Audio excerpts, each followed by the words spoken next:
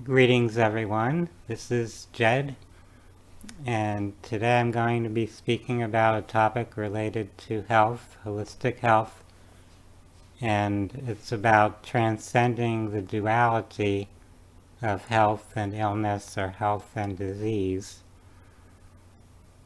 Our human mind naturally looks at things in a polarized way. It sees things as positive and negative, good and bad.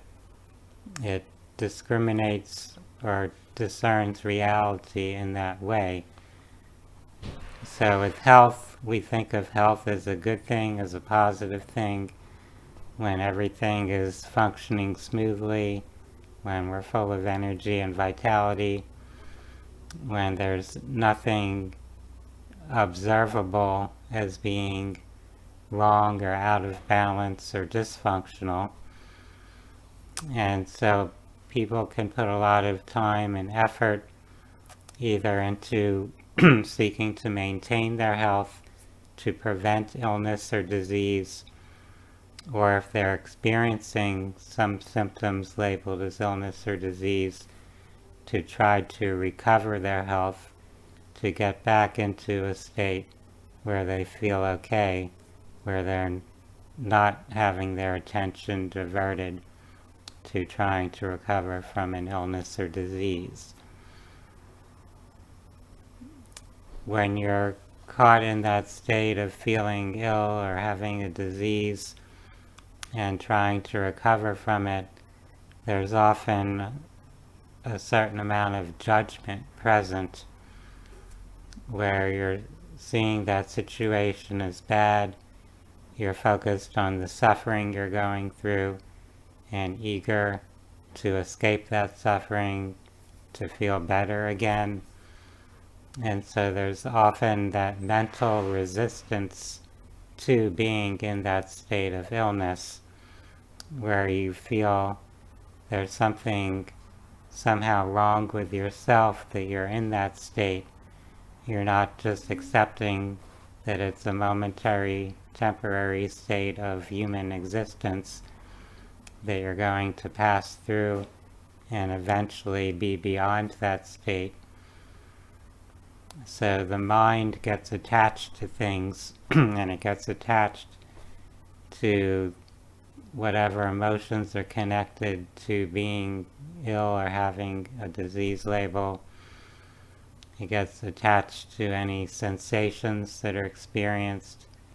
So if you're feeling pain or irritation or congestion, whatever symptoms might be related to what you're experiencing, the mind is judging those and trying to escape or avoid that. And so people seek out all kinds of treatments and medications and things to suppress or negate the symptoms, but often that ends up perpetuating or aggravating a disease process or illness process. Whereas if our mind could actually clear or release all of the interference that it's been creating, all of the resistance, all of the judgments, all of that stuff that keeps us focused in this duality, then we'd actually perhaps recover more naturally, more easily and effortlessly because we're not using mental force or mental judgment to try to influence reality. We're just allowing a natural process of energy flow to unfold to restore that state of wholeness without our conscious effort or attention toward that.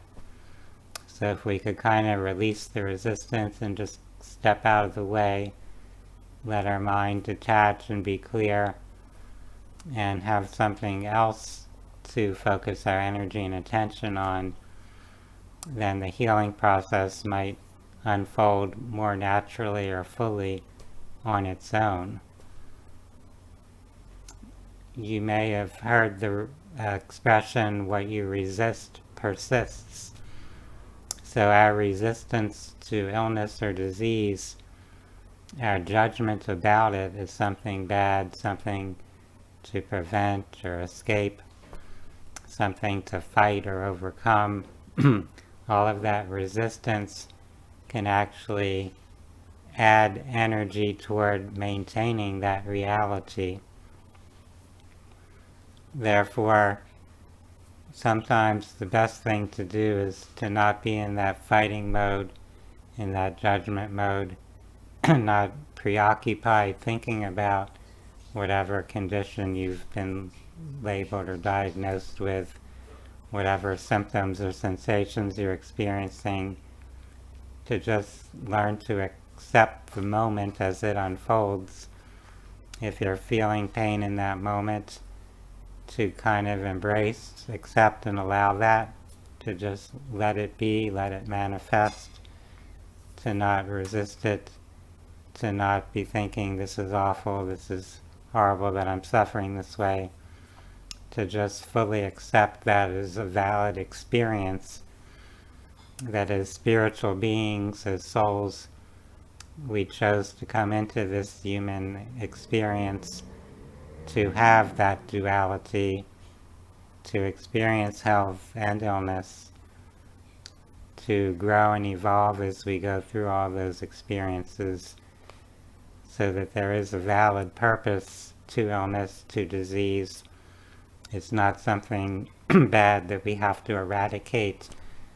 It's something that will manifest at different times in our human journey, and that's okay. We don't have to look at it from the dualistic perspective. Not to say that there isn't any validity to that perspective.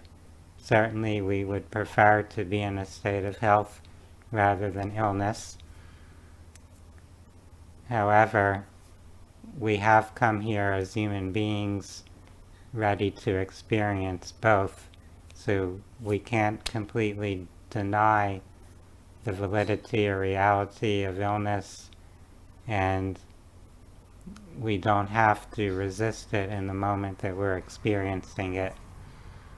We can have more of a neutral, a non-judgmental relationship with that experience as it's unfolding.